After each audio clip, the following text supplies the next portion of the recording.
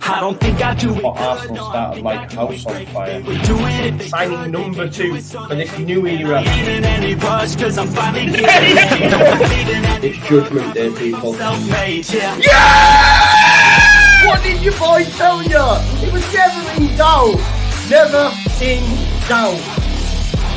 Don't believe in any love, I believe I'm self-made, yeah.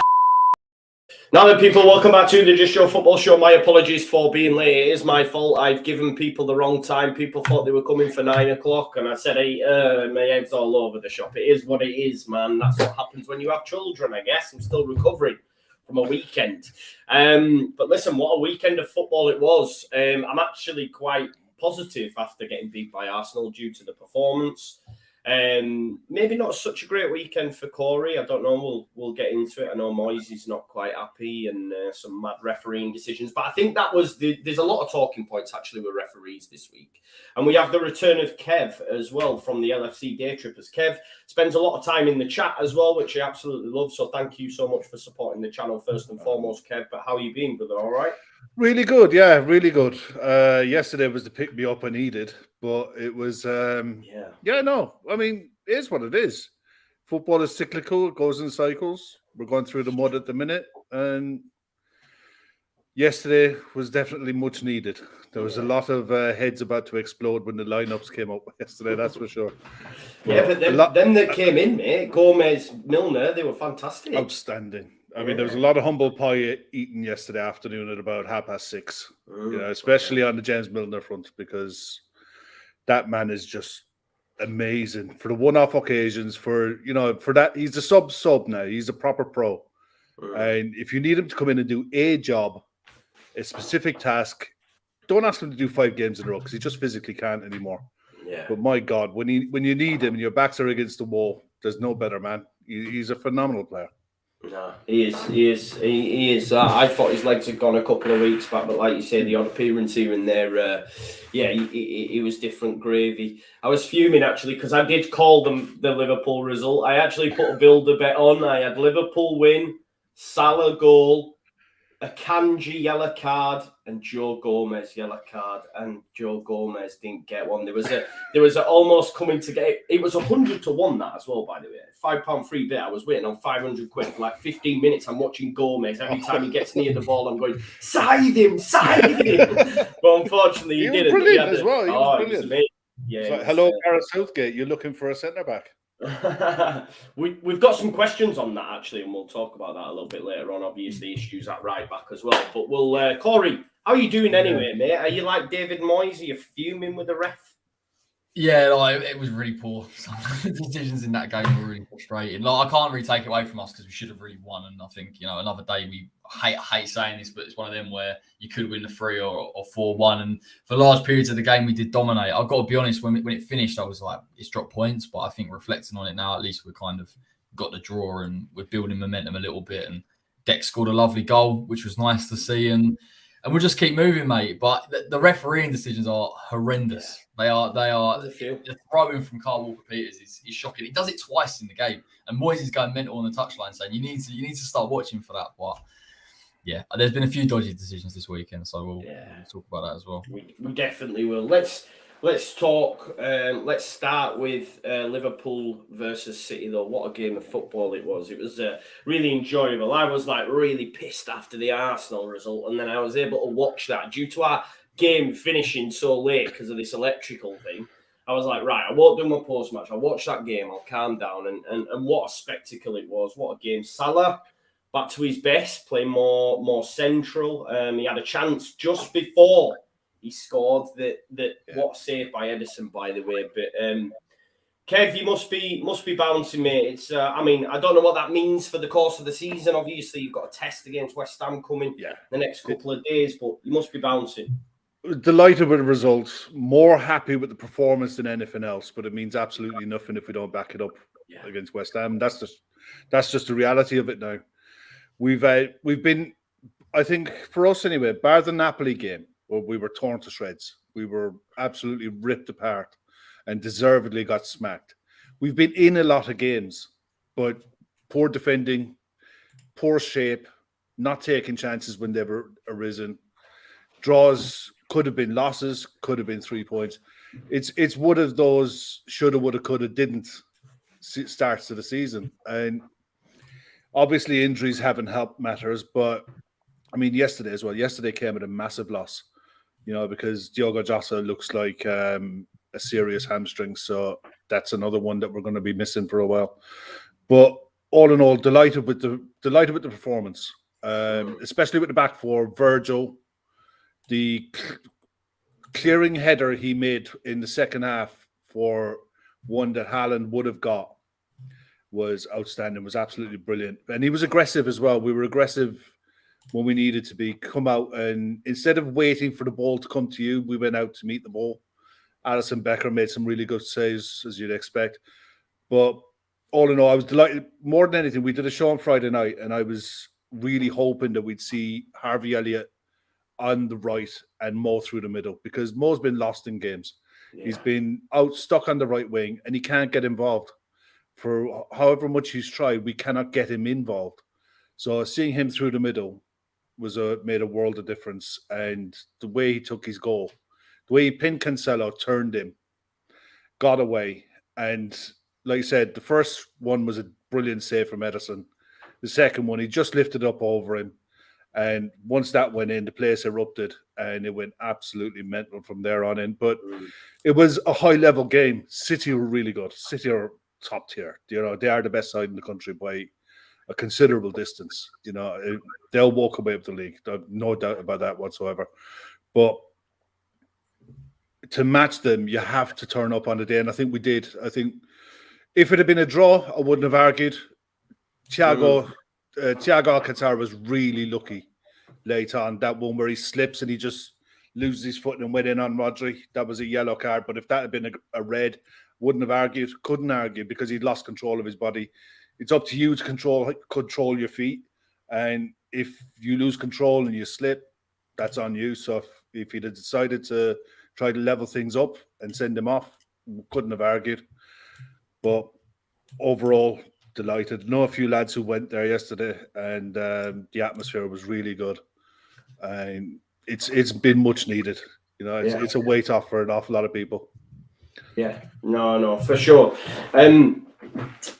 Corey, just moving on from that game, seeing Liverpool play as well as they did, seeing the back four looking, a unit, seeing Salah, because there's no way now for me Klopp reverts that system and moves Salah back out wide to get Darwin Núñez in. As a West Ham fan playing them next, are you worried seeing how well they played against City?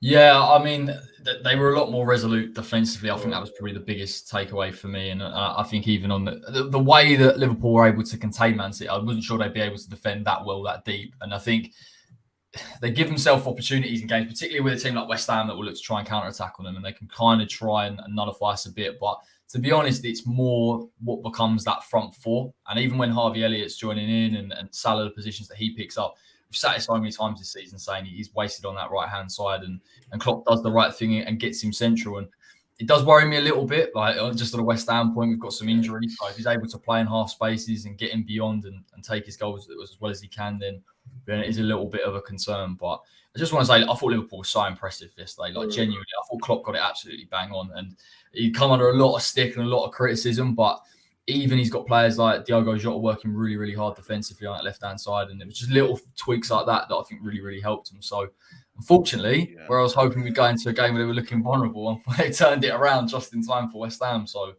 we'll see what happens. But, I imagine... one thing's for certain is he's not going to be able to change it. We just physically haven't got the bodies. After losing Jota, I think we've got 3 fit centre mids. We've got Trent, who might be available, probably not. Salah will have to play through the middle. Darwin will have to play on the left, and Harvey and Bobby behind. There physically isn't anyone else. There is no one else. That's it. It's down to the bare bones now from here. I think we've got a game every 3 days from now up until the last game is Southampton, I think. So it's non-stop now.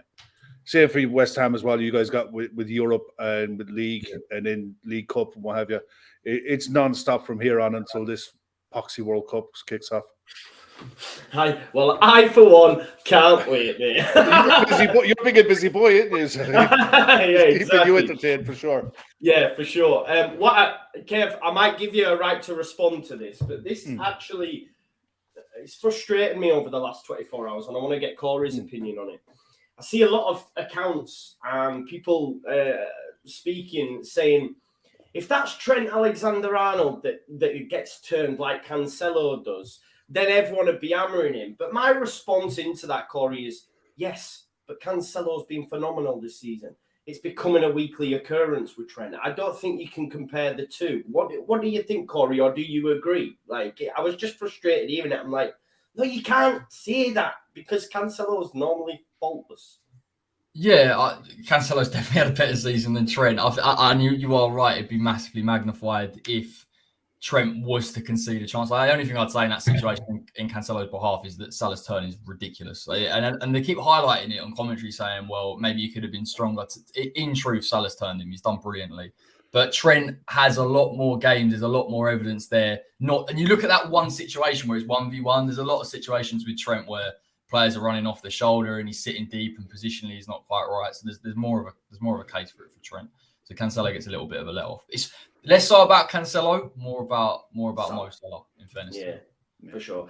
I think the good thing is though now with Liverpool beating City, it means the Premier League's going to be more interesting. We all think City will go on and win the league, but at least it's not a farmers' league. At least they're not, we're undefeated. As long as Arsenal can keep their run going. Yeah. The longer Arsenal can keep their run going, the better it is for the league, because as an entertainment, as something to watch. Like last night, you had a game, I think it was PSG and Marseille. Now, a few years ago, that was a huge game, absolute huge game. Now it's like, it's just another day you can watch the fantasy team play, and aren't they great? I don't want that. I'd hate to end up with a league like that, but the longer Arsenal can keep going, the better. And the same for Chelsea, and the same for others. The one thing I'll say about what you said about, because I did tweet that. Did you tweet it as well? I was, and I'll tell you why. You're not the only one. I've heard it on Trent would have got slaughtered for it. Absolutely, 100%. The difference between Cancelo and Trent, Cancelo's a phenomenal player. Yeah. He's never really tested defensively. And it's purely and simply because of the way Man City dominate the ball. Not many sides get at them. And it's very rare that you see João Cancelo in a traditional orthodox left back, forced to do the hard yards both ways.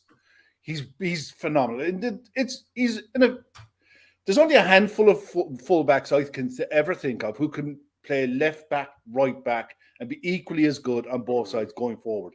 He's just not very often tested defensively. And when he is, he can be found suspect. He's not the best defensively. Going forward, he's outrageous. He's absolutely ridiculous. But the one thing I would say about City yesterday, Pep overthought this in a huge way. If he'd have turned up and did what he normally does and play Akanji as our traditional right back and play Cancelo as a traditional left back, put Foden out on the left and maybe Mahrez on the right, and go 4-4-2, match us up, we'd have lost. He made one substitution in 90 minutes. Left Jack Grealish on the bench. What's that about? What's he trying to prove? So he played a 3-5-2 and he just overthought it again. And he gave us chances. City gave us chances that ordinarily they don't give up. And whether it's arrogance or what, I don't know. But he didn't have to overthink that game. They were in phenomenal form going into that game yesterday. We weren't. We were all over the shop. Yeah, we beat Rangers, but Brighton looked really good at us when they were aggressive. Most sides have looked good against us this season when they've took the game to us. He didn't have to do what he did, but he just reverted. He just got into his head again. Pep's biggest problem is Pep. He overthinks things when they don't need to be overthought. He's got a phenomenal side, a great squad. He doesn't utilize it. And I just, for the life of me, he's getting away with all this sideshow and the other stuff that's going on around the game now. He's got away with it. This is Anfield. This is Anfield. It's like pay to the gallery. Yada. It's like, if someone threw a coin at Pep Guardiola and they're caught on CTV, ban him for life. Get him out of the ground. And I'm not going to talk about the other stuff. But in all fairness, he should be criticised for that yesterday, because they did have a chance to push to get within a point of Arsenal. And it was because he overthought the game and got his game plan wrong is to how he lost. We played really, really well. We had to be right on top of our game. But in fairness, we won because he blew it, not the other way around. Klopp was really good, got his tactics right, but Pep blew it. Go on, Corey. The thing is with Guardiola, like you bang on, he takes it. Like for most games, he's very, very calm. And for me, it always seems like those Liverpool games, mentally they become. I mean, he's going nuts on the sideline anyway for the VAR, and of course that plays into it. And I think, I knew someone that went there yesterday, and the atmosphere is obviously mad. I think it kind of played into Liverpool's hands a little bit. The more frustrated Pep gets, the more frustrated City get, and Liverpool are resolute. It kind of it works in their favour. So it's just an interesting observation. I know Klopp got sent. Obviously, you could argue both of them. Yeah, right. But it's more Pep. He takes it in. People were saying he was there before the game. He was trying to. It's kind of like. Apparently, he was sat outside the ground. He was sat in the touchline for about half an hour before. Just watching people come in. Like, okay. Fair play. This is Anfield. This is Anfield. And wait until that stand is built, and it's going to be bigger again, and they're going to be louder again. It's like, okay. Well, you'll be around to see it. Nailed on. Yeah, definitely. Let's move it on then to Arsenal versus Leeds. Corey, Kev touched on it earlier about how long can Arsenal go for? And I've put that as a question on my notes. Like, how far do you think they can actually push City? Will we see it go to the final day, or do you just think they'll end before there? Like, how realistically can this Arsenal team go? 9 wins out of 10 now, flying. And we'll touch on the game, but how they got 3 points against Leeds is beyond me, but they did. And that's the mark of a good side, Yeah, they've had that a couple of times this season. Fulham at home. I think Liverpool was a big result just in terms of the stature of the team they were playing. Again, yesterday against Leeds. I don't think in terms of a title race, they'll be close to City. I know that sounds harsh given how good they've been at the start of the season, but there are so many factors that are going to go on between now and the end. And I think City will likely pull away. But you can't deny that Arsenal have turned a massive corner, I think, this season. And not only just in terms of the way that they can dominate games, but even in games where they are struggling, they are able to find a result. And listen, I know you've got the ump about Rodrigo, the pass back and all that, but it's still a good finish from Saka. And that's the thing. They've got so many match winners in that side now that actually you look at Arsenal and think they can get a goal from anywhere. And the only real vulnerability is Gabriel, to be honest. And it's maybe Ramsdale. Other than that Arsenal team is very, very strong when they're all fit. So I think they'll push them. I think they'll push them and they'll be competitive. And I think we're talking second, but for me, they're the second best team in the league. Yeah, they are for sure. And it's quite interesting you mentioned Gabriel, because I said on the box to box that he was the weak link, and then I actually looked at some of the comments. Some stick, mate, but you were bang on.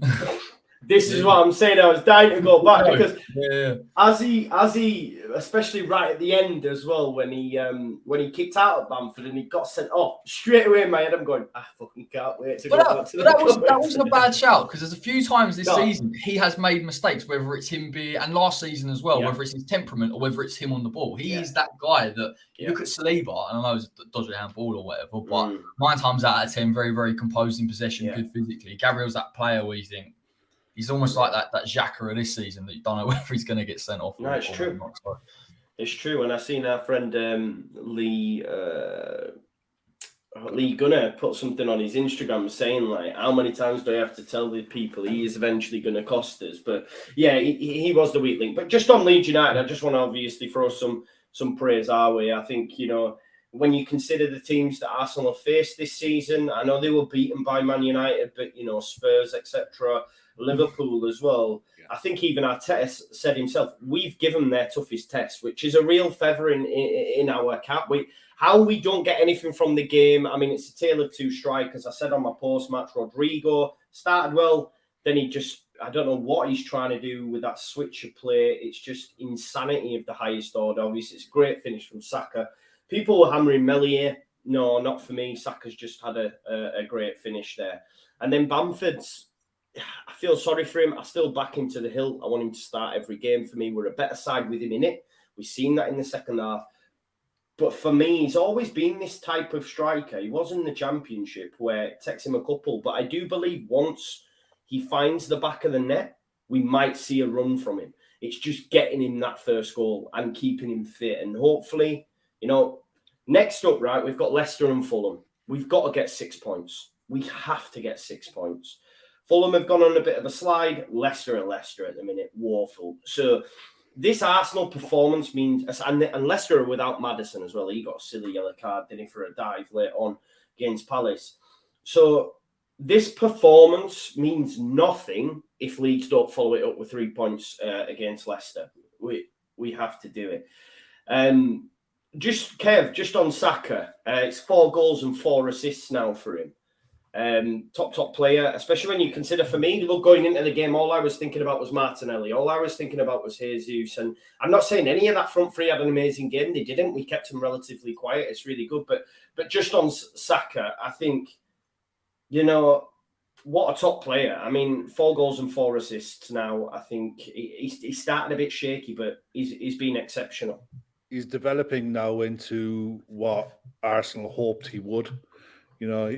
They'll do well to keep him, and that's the truth. And that's no disrespect to Arsenal or anyone like that. I just think that he could play for anyone. If Real Madrid came calling, he wouldn't look out of place. I didn't think he was going. I didn't think he would. He had it in him, to be honest. So when Arsenal bottled it last year, there was an awful lot of players hiding. He was one, and he's grown up. I think over the summer he grew up, and he's looking around him now, and his confidence is through the roof. He's going to be a hell of a player if Arsenal keep going the way they're going. He'll fly. If he can produce 15 goals, 15 assists, and get onto that kind of target all the time, he'll be one of the best players in the league. And he's got the tools to do it, and he's got the team around him to do it. Arsenal's problem is going to come in the second half of the season if they're still in Europe, if they try to be greedy and go for both. If you notice with Arsenal, their starting 11 for the Premier League doesn't really change. No. It's more or less the same 11, 12, 13 players you use all the time. That is a shelf life if you're in Europe. You can't do that. Seen it with West Ham. Corey knows all about that. I know the feeling. It's not. Yeah, and the thing is with Arsenal as well, they're a very young squad, and the hope. I mean, they spent $250 million over the last few windows. So, but the hope is that they'll all grow up together. That they'll all come, and you've got this team then for 5-6 years. Yeah. If that works out for them, they'll be a threat up at the top end of the table for a good while. Mm-hmm. If they can keep the core of the side together, which I think they will. So you got to look at them and you got to give them credit where it's due. It's just, can they maintain their fitness levels? Yeah. Can they maintain the intensity levels? Leeds gave them a right good go yesterday because Leeds ran hard. Mm-hmm. And if it wasn't for, it was a complete brain fart, that crossfield ball. I don't know what he saw to think that ball was ever on. But mental. The finish, phenomenal finish. Yeah. And Leeds saying last time I was on, you need a 9. This time you need a 9. You need a 9 who plays 75% of your games. Yeah. And if that's not going to be Patrick Bamford, you got to help the guy out. 100%. And that's all it is. That's all it is. You're just like we've got it with Oxlade, Chamberlain, and Naby Keita. It's not a case of we need players because we're Liverpool. No. We need to help the players that we have with a couple of guys who can stay fit. Cody Gakpo is going to be on the market, whether he's available to you guys or not. Yeah, definitely not. Not anymore. That ship sailed. Bloody hell. But there's definitely going to be players that are going to come available through the World Cup and into January. And the planning, you'd hope, is already underway for Leeds and other clubs who are going to need to be busy early in January. Because this season is a bananas season.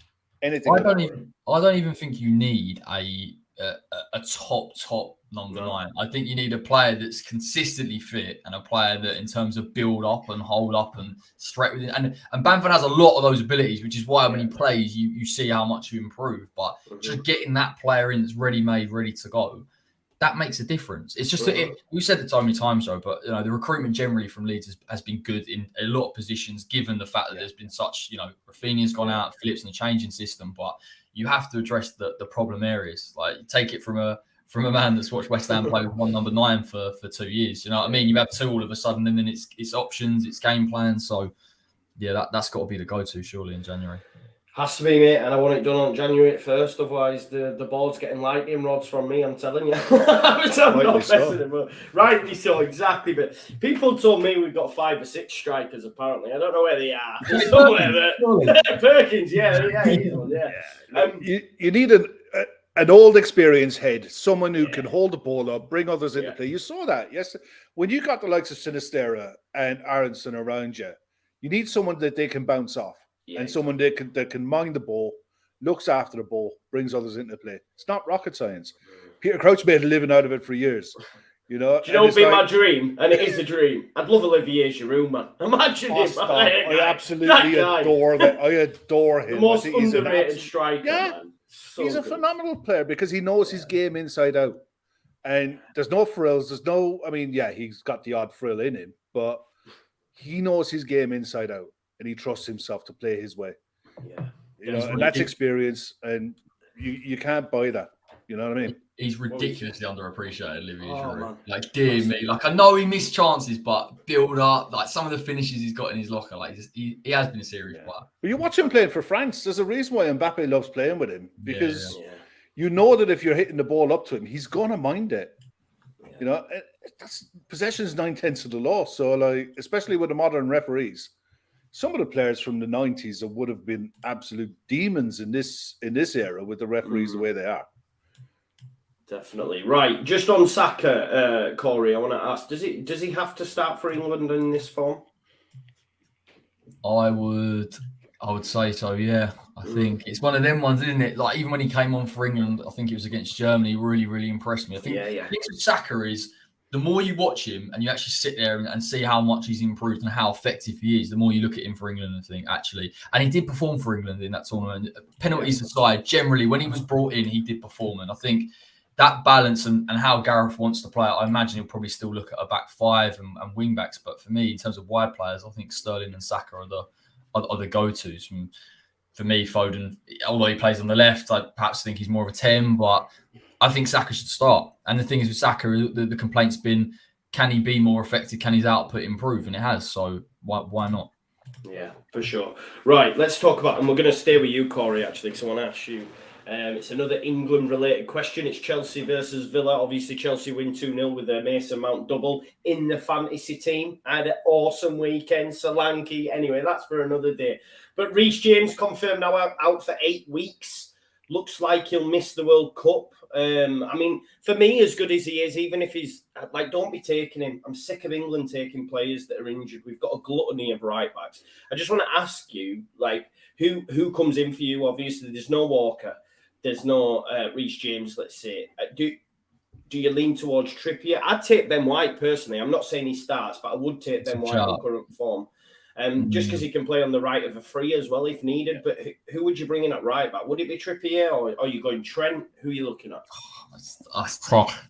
Like, I think Trippier is the reliable one. If you're going to bring, like, I personally set pieces as well. Yeah, and maybe I'm not sure Gareth has got the coaching ability in the same way that Arteta does in terms of using Ben White in that right back position. Perhaps if he can do that, then yeah, I think Ben White's an absolute shout. I've said before about Trent, to be honest. I think I would ideally like a manager that could work with him, that the whole system's geared towards him in terms of creativity. But I don't think we're going to get that. And I don't think Gareth's got it. And I think it's just not that right relationship. So I'd stick with Trippier. I think he's reliable enough. Luke Haley, Jason. Is that right? The squad's getting announced Thursday? Is that right? Probably the provisional squad, maybe. I was going to say, it's not like the final squad yet, is it? No, I wouldn't have thought so. No, it can't be the final squad. There's way too much to happen. Yeah. But it might be a provisional squad. Maybe. Just on Chelsea, right? We have seen a massive renaissance, Kev, from I guess who you could consider a forgotten man, Kepa Arrizabalaga. Obviously, he was used. Mendy got injured, but do you like my Spanish pronunciation there? We'll just go with Kepa, yeah? Do you see Mendy getting back in? Like, Kepa's been in inspired form. Do you think Mendy gets back in? I think Potter would prefer Kepa to play. Yeah. Because of his style, because of Kepa's really good with his feet. And he's a decent enough shot stopper one-on-one, and he proved that against Villa. Made some really good saves. Yeah. But both keepers have got a mistake in him. Mendy was really good for the first 6 months when he joined Chelsea. Then he just got found out a little bit. He's really shit with his feet. He's terrible.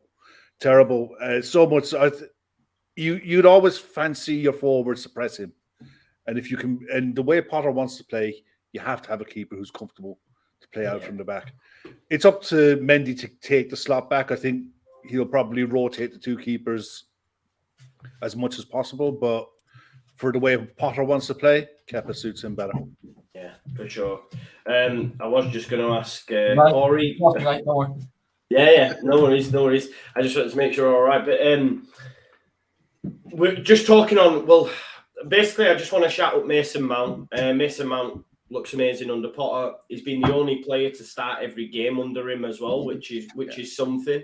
But I don't know if have you seen the challenge by Chilwell at all? I mean, we're going to talk about referees. How is that not a red, man? It's mad. I haven't seen it. Have you not seen it? Nah, sorry. It's mad. Kev, have you seen it? No, I haven't, mate. Really? Sorry, dude. This is why you said no. We need to go homework. We're slacking. Sorry. It's okay. But basically, the referees had a stinker. I don't know how it's not been given as a red. It's a wild challenge, but there you go. Top 6 favouritism, I'd say. That's what I'll put that down to. But yeah, Chilwell should have had a red. Mason Mount looks different gravy under Chelsea, and they just look like under Chelsea. Under Potter, it looks like they're going from strength to strength. Let's talk about Aston Villa. Kev, I'll come to you. Obviously, you love a bit of Stevie G, obviously, but Villa fans want him gone, and they're well in a relegation fight for me. And I'm quite surprised because I was a fan of Steven Gerrard's prior to his move to the Premier League, and it's just not working for him, and Villa want him out of the door. Well, they can, and look, if the table doesn't lie. The problem is Gerrard can't cross the white line and take the chances that they create. As much as he'd love to. It's and the thing is, you watch him against I only watched Match of the Day highlights that game, and they created enough chances to at least get a point. Mings forgot how to head a ball, and a worldie of a free kick. That's what they were beaten by. But it's another 3 points gone. And it's every time I seem to watch Villa, they create chances. They just can't take them.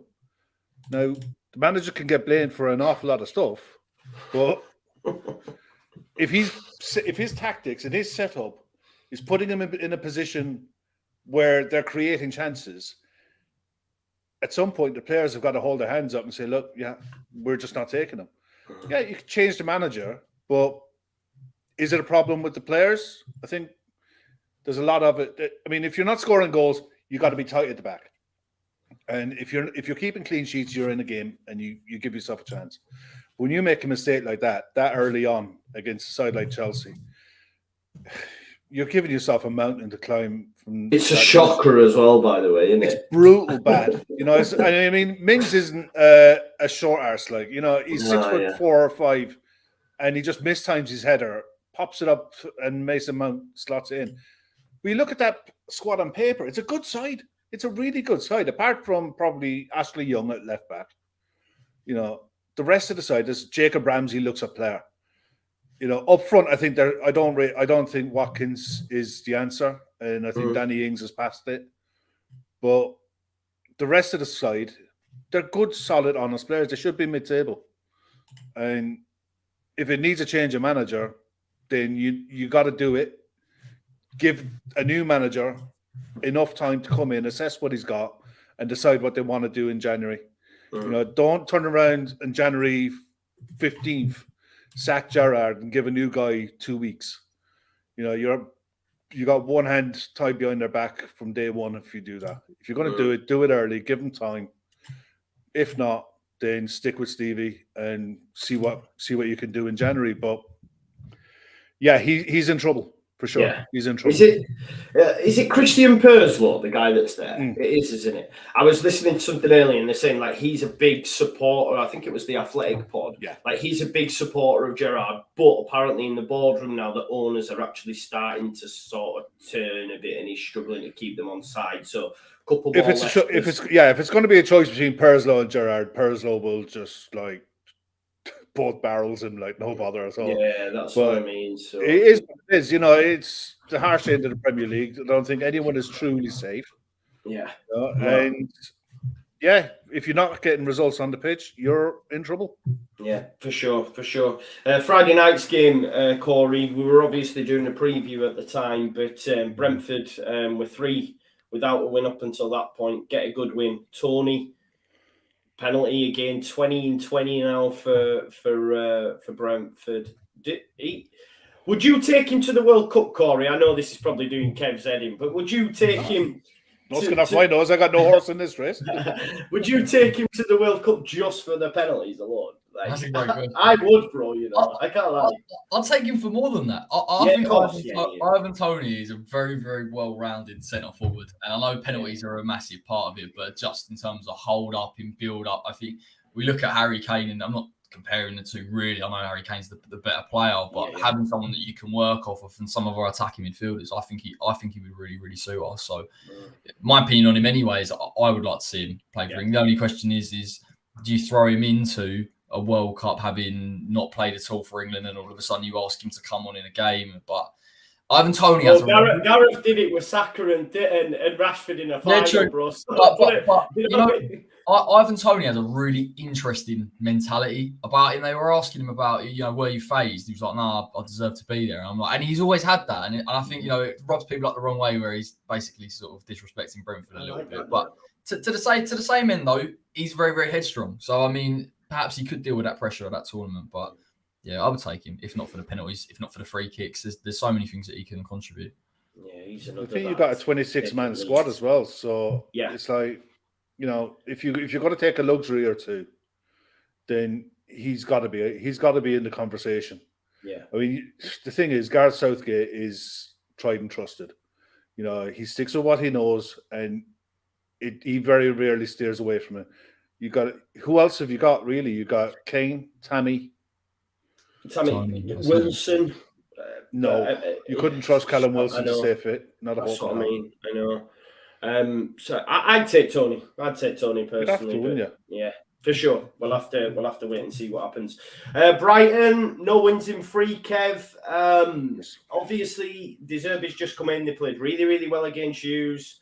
Didn't beat Spurs, and now got beat by Brentford. They've got Forest City and then Chelsea up next. Could we see Brighton potentially start to fall down the table, or is it just a kid? Well, I guess it's same old with Brighton because they're creating chances. They just can't bloody finish them. But this has always been the case with Brighton. They've always been one striker short of being a top side. They're probably one of the few sides. Like, I like watching Palace, I like watching Leeds, and I like watching Brighton because they're entertaining. Every which way you look at it, whenever you watch them, they're end to end. They'll create chances. They might concede goals, but they're a good watch. And it's very rare that you'll get a manager coming into a club like Brighton where the club hasn't fallen apart. The reason why you're going for a new manager is because we've sacked the other guy. Now, Potter had that side absolutely humming. Singing from whatever tune you want to sing and flying it. And all he had to do was come in, lads, whatever you were doing before, keep doing it. I'm not getting involved. Until I have to get involved, you do what you do. It wasn't broken. No, I don't know. I don't think he's tinkering too much. But Brighton, if you got him at the end of the season and Brighton finished 9th, they'd be delighted with that. That's a good, really good season. So I think they'll find their level. But they were brilliant against us, but we were shite. Yeah. And the games that they lost, they were in them, but they gave up soft goals. So they are where they are, and it's not. They're going to win games. They'll lose games. Yeah. They'll be happy enough. I think the key for Brighton is going to be come January, get to February 1st and keep the squad intact. Yeah. Don't lose anyone, because I hope Liverpool go shopping there for Caicedo. Yeah, it'd be interesting to see if anyone takes a punt on Trossard as well, to be fair. He's Really good Yeah, player. definitely. And McAllister. Yeah. The full of they've got a decent recruitment policy at Brighton. Don't really want to touch on the game too much, Corey. More so what happened off it. But Forest were beaten by Wolves. Forest looked doomed to me. But did you see the social media post they put out? Yeah, Emmanuel Dennis with the Wolf Cubs, and then Wolves beat them, and they put the tree out, man. It was brilliant. It's always the way, mate. It's always the way. I don't know why they do it to themselves. Like I know if you pull it off, it looks great, but yeah, I mean, like, probably not the best thing for a Nottingham Forest social media team, given they've not actually been able to put together a string of results all year. Do you know Leeds United did it before Brentford, where we got smacked 5-2, and they had Ilian Meslier dressed in a beekeeper's outfit. Yeah. And we got smacked 5-2. It's like, why do you do these things? Like, it's crazy. But yeah, Brennan Johnson misses the penalty. I think what Forest had done, we said it weeks ago, and I think everyone's starting to come round to that now. What's quite interesting though, Corey, I don't know if you're aware, obviously it looks like Espirito Santo is not going back to Wolves, and apparently the owners at Wolves are looking at a young English manager. I don't know much about him. Maybe Kev might know. Michael Beale. Yeah. Was with Stevie G, I think, up at Rangeton for a bit at Villa. But apparently they're staying away now from Mendez's clients. That's what I heard this morning on a podcast. So I don't know, maybe there's been a breakdown in relationship there. Maybe we'll start to see non-Portuguese players actually playing for Wolves for a change. But does anyone know about Michael Beale in more? Michael Beale came. He was at the youth academy. He ran the youth academy at Liverpool for a good while. Okay. I think he was there he was in charge of the under-23s when Steven Gerrard was in charge of the under-18s. Did he go to Rangers as well? Stevie took him to Rangers, and then he went out on his own with QPR. He's a good coach, but if Wolves are pulling away, if Wolves are pulling away from the Portuguese links, there'll be a mass exodus at that club. Yeah, players will clamour to get out of there. They can't afford that. It'd be interesting though, wouldn't it? Because obviously we all thought Espirito Santo was going to happen. Then apparently the owners are like, nah, we want a young English manager. We want to go down a different route. So it'll be interesting to see. But Corey, we were touching on this on Friday though, is when teams that have a certain style, certain player personnel, then try rip it up and change it. And could you see if Wolves were to go for a young English manager and he's working with all these new players, etc., could we have a situation where it just goes tits up? Because they brought in Lage, he's tried to change it from this back five and it's gone tits up. If they then went a totally different route and brought in a young English manager with different ideas, maybe it goes even worse, But these are very good players. There's some really experienced players in there, like Martinho, even Raul Jimenez. I appreciate he's not been in form, but to bring in as good as or promising coach as he may be, to bring him in, and again, it may underplay. And I know we sort of talk about it always about the Portuguese link and having a laugh, and they put their kits in Portuguese colours and all this. But you've got to imagine that the culture of that dressing room, they very much get on with each other in terms of tactically, even understanding ideas. So there could be a bit of a barrier there. But more so just them looking at him and thinking, actually, I don't know if I fully trust what you're asking me to do. There's little things. Diego Costa now you've added to the mix as well. So I don't know. I think it's a tall order. Wolves would be fine had they brought in Lopetegui. If they brought him in, then I could fully understand them moving in a different direction. An experienced coach, particularly in Europe, going the right way. So all of a sudden veer completely away from that. It doesn't really sit with what I think Wolves have kind of built their Premier League identity on. So you wonder, can they afford him? Could they afford a manager of that caliber? They've forked out an awful lot of money this summer, and they didn't really recoup too much, so it might be a case if they let Lars go and the payoff that they had to probably pay him to go on top of what a Lopetegui would command as a salary. It's kind of like the Brendan Rodgers thing at Leicester. That he needs to be sacked, but they can't afford to sack him. Yeah, it's mad, isn't You it? know, it's nuts. But that's kind of where football is at the minute. And you're right in what you're saying about Michael Beale. He's a good coach. There is no doubt about that. But it will be a case of the Conor McGregor meme. You know, who's this guy? You know, when they he was a QPR. He was an assistant at Rangers. Yeah, who are you coming telling me what to do? Yeah. Especially some of the players that are there, they could get the right hump with that.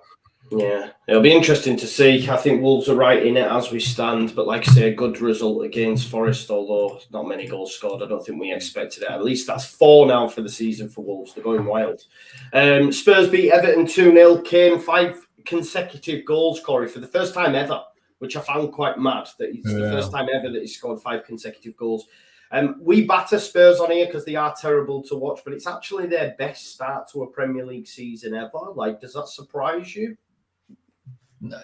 Yeah, no. I mean, the thing is with the Conte team, I don't expect them to play brilliant football. And I know we've spoken about them, and perhaps you'd argue the quality of players that they have, particularly in midfield, maybe they aren't playing as progressive football as you'd expect. But that front three speaks for itself. And Harry Kane's record this season is mad. I think they showed a stat, it might have been on Match of the Day, in terms of he's been in the box more times either in that game or this season than he has in previous seasons. And I think Conte's got that balance of him being that playmaker and also being that 9, and getting that has really helped Tottenham. But I'm not surprised. Spurs, for me, could go this season, finish top 4 or perhaps even be 3rd, and I would kind of understand it. I know that perhaps they don't have that bit of quality that they need to go to the next level. And arguably, I think in terms of trophies, they need to win one, particularly while they've got Conte at the helm. Yeah. But it doesn't surprise me. It doesn't. And there's players in there like Højbjerg. I think Højbjerg's had actually a really good season for Tottenham. It goes a little bit under the radar, but him, Bentancur, if Basuma comes in, it's a decent side.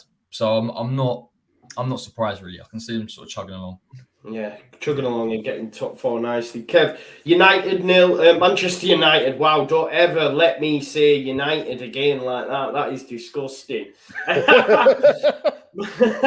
Manchester United 0, Newcastle 0. I think we predicted a draw, Corey. We might have said before this. For me, as much as this will hate, like Man United fans will hate, but they're on the same place as Newcastle. Like, this is where they're at. They're challenging each other for a position in the league before Newcastle just usurp them when they start buying some more players. Yeah, you look at it. I watched them in Europe midweek, and it was more or less the same 11 that played at the weekend. And they're a horrible side to watch. Newcastle are a horrible side to play as well. They're so defensively sound that to get anything off of them, you're really going well. Like, so it was always going to be an ugly game to watch. A 0-0, fair enough. But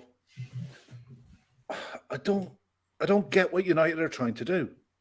I mean, the best thing they did was take Maguire out the firing line. Take him out of the starting lineup. He's not good enough to be playing there anyway. Ronaldo had to go in the summer, didn't. And now he's just like, you know, I think he's more trouble than he's worth. He's not contributing goals, and he's not bringing others into play. Anthony, a lot of money. You know, they've forked out an awful lot of money, but Newcastle were missing an awful lot of players, and Newcastle looked comfortable. You know, at 0-0, they looked comfortable. It would have been interesting if Maximin was fit and Isaac was fit, and they could have gone that way. Then I fancied Newcastle anyway. I thought Newcastle would turn them over because of the performance Manchester United had midweek. No, I think they're not far off of really turning on Ten Hag. It's the same with Conte at Spurs. It's like that kind of style gets you to a certain level. When things are going well, fans will accept it and they'll tolerate it. And the whole Spurs fans will hold their nose as long as it's winning and as long as it's getting to where you want to get to. But if it doesn't, they'll turn really fast because when you're not being entertained and they can't see where you're trying to get to. And it's the thing with Manchester United at the minute. They've spent a lot of money. You can see he wants to play a 4-3-3 in a progressive style, high press, high intensity.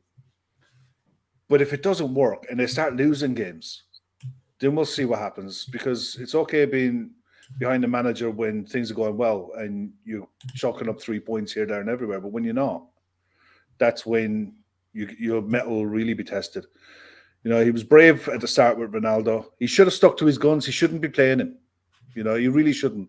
He should have stuck with Rashford. And he backed into the hill. He should have stuck with him, and he didn't. It was weird for me, that. Did you see the goal, Corey, with the free kick? Do you think that should have stood? Yeah. Am I going mad? Do you not think? Because look, maybe I'm talking out of turn because I only saw something on social media with the clip. But he blows the whistle and then he kicks it back. All right, maybe it's not ethical or it's not in the realms of the game. But I don't know. I've seen it before. Do you remember that goal? I can't remember a couple of seasons ago. It was at Brighton where John Moss literally blew the whistle and then he said, "I never did that." One of them. That created havoc. That was mental. But it's like, I remember, I forget who he was fighting, but Floyd Mayweather gets hit by someone after the bell, after the clinch.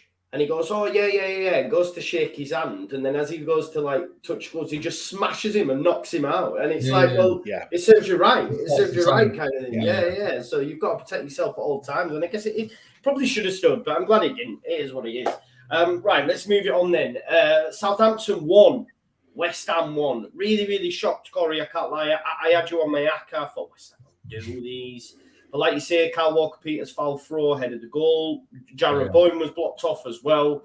Moyes has come out and saying, "Look, whoever's doing VAR should they need to be checked." I think he said something like, "I don't know who it is, but whoever it is needs to be checked." So he pulled no punches, mate. What happened, bro? Yeah, it's a weird one. I said before, obviously, I don't want to blame it on decisions, albeit I think there were a few dodgy ones. That in particular, the Souček penalty. I didn't actually see it at the time. Having watched it back, for me, it's a clear pen. We got one against Fulham that was arguably soft. That one looked a little bit stronger than that one. So it was a weird one because West Ham set up with a back five, which I was a little bit concerned about, and we played well against Anderlecht with slightly higher press and with better energy, but Southampton are that team that can build out from it. I thought they were really, really clever in the way they used Che Adams. We're playing with effectively 3 full-backs at centre-back. And Tilo Kehrer has been very, very good this season, but he was bullied on a number of occasions and it just gave him a little bit of impetus. But it's such a hard one because we did adapt. We did get better. Skamaka was brilliant in the game, albeit, he could have scored and maybe should have scored, but he's improving. The team generally, I think Emerson had a chance as well. I mean, dominated really from about 30, 35 minutes onwards. And it's a shame really that we just couldn't turn the screw and be more clinical. But look, Dec had a fantastic finish, which is really, really good to see from him and something that he can add to his game. I think the only thing that I would say that is starting to frustrate me a bit is Souček starting in the team. And I never thought I'd get to that. He won't let go, will he? Moyes won't let go. Well, look, I mean, the big poster boys of who shouldn't be starting for West Ham are Soufal and Souček, right? And look, for me, Soufal, when we have Kehrer at right back and we have Flynn down to centre midfield, we have a lot more control in games. The possession is a lot better, albeit in Europe, but it could definitely translate and it would help this side out. But Souček in particular, losing the ball, we're not getting him in the game enough in terms of that third man run overloading the box. You lose him in terms of goals. And then we're trying to be more progressive, but it's not. When you're losing the ball consistently and you're giving Southampton opportunities and you look more vulnerable, then it's more frustrating than it's worth. So there are a couple of little things in there, but it's such a weird one because another day we win 3-1. I am immediately after the game I was disappointed. It's a game we should be winning. There's no denying it, but we sort of held our mettle a little bit in the fact that we managed to not lose that game, just keep a little bit of momentum going into Liverpool. But there are positive signs in this team. The performances over a certain period of time in games is increasing. It's getting towards 60, 70 minutes now. So I'm better, earlier in the season, I'm talking it was either rubbish or it was a moment of magic. Now we're moved on from that. But yeah, it's encouraging, but disappointing at the same time. And maybe Moyes even got it wrong, to be honest, for the first 30 minutes. I don't like the back five. You've got to play it in a certain way. And if you get caught out, then you can concede goals like that. But who knows? Another day, they don't get that goal. They don't score and we win 1-0. So it's a bit swings and roundabouts, but I'm not too worried, mate, to be honest. I think if we'd lost that game going into Anfield, I would have felt a little bit disheartened. Can you get a result against Liverpool? Do you know what? I don't think we'll win, but I think we can I think we can put in a good enough performance to get a draw. And we have done in the last couple of seasons at Anfield. We performed really well. In fact, last season, to be honest, we should have got something more than what we did. So I'm hopeful that Moyes tactically seems to have a game plan. Appreciate that this Liverpool is much different to the Liverpool that we've seen for the past 2 seasons. So it may match up differently, but I'm encouraged enough to go and get a draw. We have to compete. At the end of the day, West Ham should be looking at that 7th spot and possibly even pushing for that 6th. These are the type of games that West Ham need to compete in. Not necessarily win, but I need to see something. If we can nick a point, it's a big point, and we just keep pushing on. Yeah, just looking at the table for you as well. Currently in 12th. I mean, those that are in between you and like 7th, though, you've got Brentford, Bournemouth, Fulham. I mean, you're starting to move in the right direction now after what was a woeful start. So it's only positives, isn't it? Just a little bit on Southampton, I believe maybe, or I'm hearing anyway, not like I'm ITK, but from stuff that I listen to, that apparently Southampton are starting to shortlist managers. Southampton have got Bournemouth up next as well. Bournemouth are unbeaten in 6. So if they get that loss, I don't know, is that a South Coast derby? Yeah. So, that's a big game. Is it? Am I right? It is.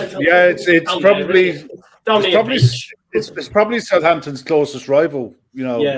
Distance-wise, it'll definitely be a huge game. But I think Ralph's time is gone. It's just a case of getting the right appointment. He'll definitely find work. He'll do okay whether he goes back to Germany or whatever. We'll probably take him, man, if he goes tits up. I don't like that. He'll be great. Yeah, he'll be great. Bring him in.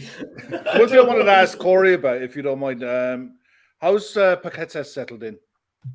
Yeah, he didn't play brilliantly on Sunday, but he is a phenomenal player. I think he is the 10 he's the 10 that we need. I love Pablo in the 10, but I think Paqueta has a little bit more to his game. I think Moyes is actually struggling. He would look better if West Ham played 4-3-3 and we were trying to build out from the back and we were a bit, in terms of possession, a better side. But I think what he's done and what he can't coach him to do is just giving him freedom and license. And the difference in build-up play that Paqueta makes is great. And I think him and Scamacca for the past 3 games or so, their relationship is very, very good. So I'm hoping Paqueta starts to chalk up a couple of goals, but I'm not concerned at all. Him and Scamacca are brilliant players. And to be honest, how we've managed to pinch them from whoever, it is a bit of a coup. Leon, I was looking at him at Paqueta all last summer, and I was praying that Liverpool will get him. I think he's a phenomenal player. Yeah, he's been great. Him and Bruno Guimaraes, when they were both playing in France, you could tell both of them were ready to make that jump to the net. And Bruno has been brilliant when he's gotten to Newcastle. But I honestly think Paqueta is a serious player. If he gets in a run of form at all, technically he's brilliant. He can dictate a game as long as the others around him are on his wavelength. I mean, once he settles into the team and into the league and learns, players' runs and where players like the ball and what have you, he's going to be a great player. He really, really is a brilliant boy, brilliant bit of business. He's interesting because I think when now West Ham brought that ilk of player in, it's even more interesting, that it's almost like there's a lot more pressure on David Moyes now to essentially get these players working within this side and ultimately improving and being consistent. And there's question marks as to whether David Moyes can actually get those players to perform at that level. But I think it will come. I think you're right. And the relationship that him and Scamacca have, both technically very, very good players. And I think even Declan Rice with those, they'll be fine. He's making runs. He's making runs in beyond Scamacca, which we need as a 10. So what's the story with Antonio then? Is he just on the bench, or are they rotating the two? Or rotating? Well, I think Scamacca's first choice now, to be honest. And look, I love Antonio, and I think actually Antonio has improved since Scamacca's come in. Just see in the comments there, his Wi-Fi's gone. Get that Ethernet cable and plug it in quick, smart, mate.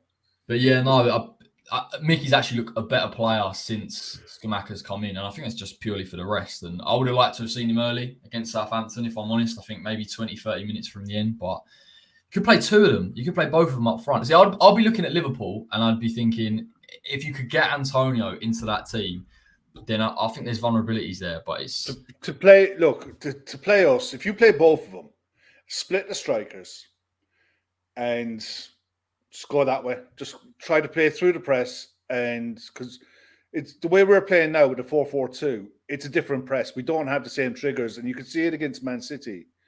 They didn't know where to go and when to go, and when they didn't, and nobody went. It was a case, okay, we'll defend on a mid block. Against West Ham, we'll be expected to dominate the ball and create chances.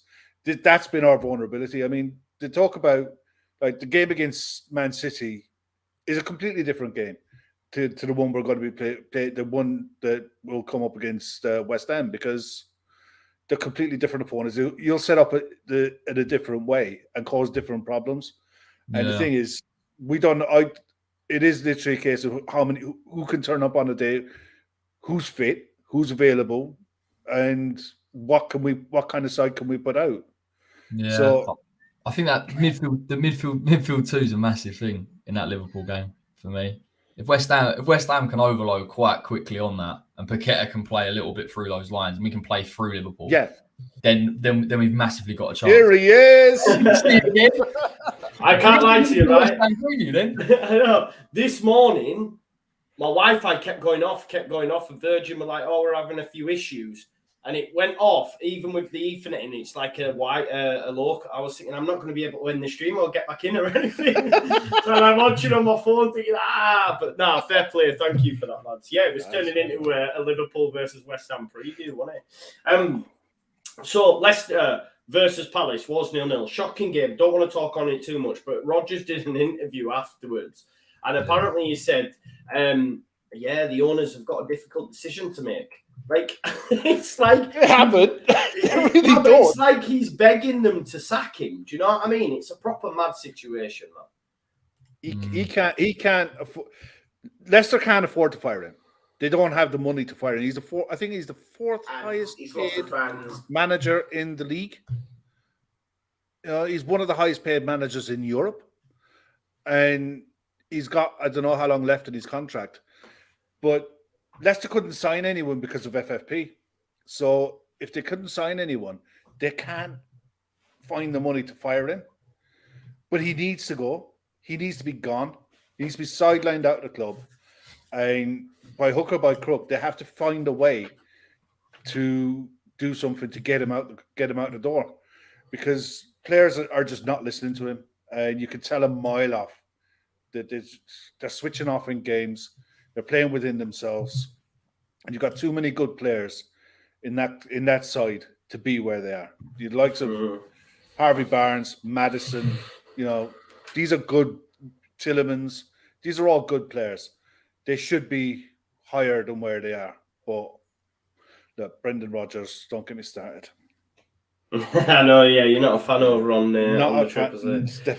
Well, definitely, whatever about me, don't get Gav started. get a 2-hour show on Brendan alone. Yeah. Listen, I'd take Brendan Rodgers if it goes tits up for Leeds, but we'll see. It's not going to go tits up, though, is it? It's not. But listen, he's begging for the sack, it would seem. We'll have to wait and see what Leeds United can do against them at the weekend. We've also got Fulham 2, Bournemouth 2. Since their 9-0 loss, Corey, Bournemouth are now the only unbeaten team in the league, so they're flying. We've got them coming up soon as well. But Fulham have lost 4 of the last 5 of the last 8. My apologies. And only 4 points away from the drop zone now. After that great start to the season, are we now starting to see a little bit more of what we expected from Fulham? Like, Mitrovic can't do it all, right? Yeah. They weren't very good at the start, to be honest, and perhaps they caught teams by surprise. I think they were a little bit more expansive than people thought that they would be. I don't think injuries have helped. I think Mitrovic being in and out of the team isn't particularly brilliant. And maybe if you want to balance the argument a bit, you say Bournemouth, like you say, have been unbeaten since the Liverpool results, so it's not an easy fixture. But I would agree with you. I said this a couple of weeks ago. I feel like Fulham will move towards that relegation zone and sort of slowly dip off. But you know what? When we played them, I thought they were a much better side than what I expected. And I think they've still got quality in there. So I'd expect them to at least fight. I don't think they'll be straight at the bottom. This season's been way too tight at the bottom end of the table. So you are right. And Gary O'Neill's impressed me for Bournemouth, to be honest. I think he's making a very good case to keep him on. I want him to get the job confirmed before we play them, and then we can beat them. Because you know that'll happen. He'll get the job, and then they'll lose the next game. But we'll have to wait and see. But that's all the Premier League covered. Someone asked me earlier on though, because we haven't had Kev on this season, and we know that the Premier League sort of sewn up already. But someone asked a question in the comments: who you feel we're going to get relegated, Kev? So who would you put your money on now if you were to pick? Yeah, look, it's really early. I think Fulham are in trouble, no doubt. Wolves are in trouble. Wolves don't score enough goals, and you guys found this out last year. You can get dragged into a fight purely and simply if you're not scoring enough goals. And whatever about conceding the other end, there's plenty of sides in the bottom half of the table that are conceding goals. But if you're not scoring them up the other end, your confidence drains away really quickly. Fulham, Wolves, I think, could go seriously. Forest? Yeah, you'd have to go with Forest purely and simply because Steve is a good manager, but it's like you're playing fantasy football and you got into career mode. And I know I'll start in the Premier League and I'll just build a side with 23 players and they'll all blend and they'll gel and I got all the chemistry right. And we'll just start winning on semi-pro. The Premier League doesn't work like that and it's unforgiving. And for all of the good young players that they've brought in, they didn't bring much experience. And I understand why they did why they had to do it. But I think a lot of the cases, they might do a Norwich where they've bought this summer to go down to come back up to give it a second go. It might have to be that way because it'll be a monumental effort if they stay safe. If they can stay safe with what they did and what they brought in, it'll be a hell of a managerial